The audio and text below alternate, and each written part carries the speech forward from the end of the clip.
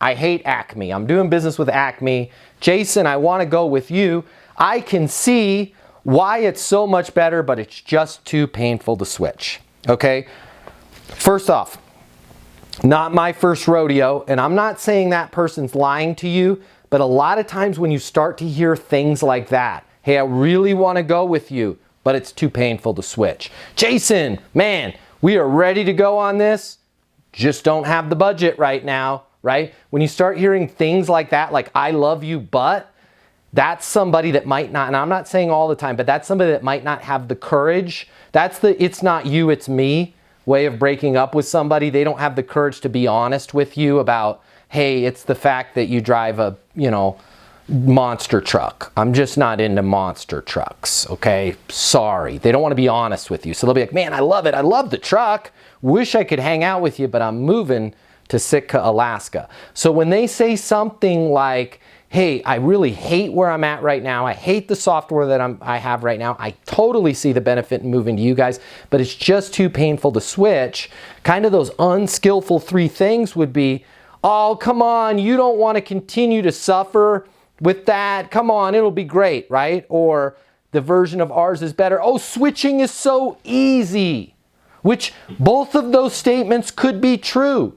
Most chances they are. But when somebody says something like that and we just push back with a witty and clever answer, right? It doesn't get us where we need to be. Or the version of that on what can I do to get your business be like, well, how can I make this switch easy for you? Right? What we need to do is we need to get comfortable and go, hey, I totally get it.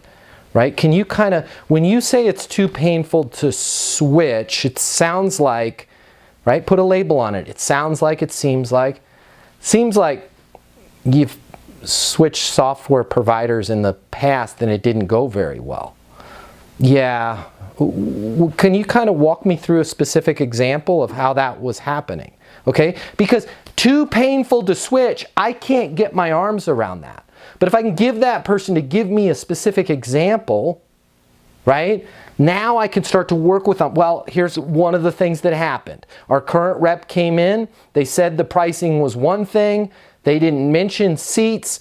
We hired 4 other doctors. That required us to upgrade to an entirely different package, making it 4 times more expensive, and I got in trouble with my budgets. Or it could be, hey, they said everything was going to be great and it was easy.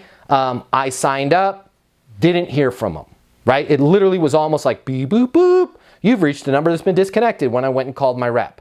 I don't know what happened to my rep. I don't know if he died, moved to Mexico, went to rehab, never heard from the rep again, right? Now you're having a conversation, right? Because of the fact that you said you've had some difficulties with the rep, and I get it. Totally makes sense. Would it help if we wrote into the contract that I would be here on site for the installation or whatever the solution is? But until you get down to the heart of that matter, you're never going to find that out.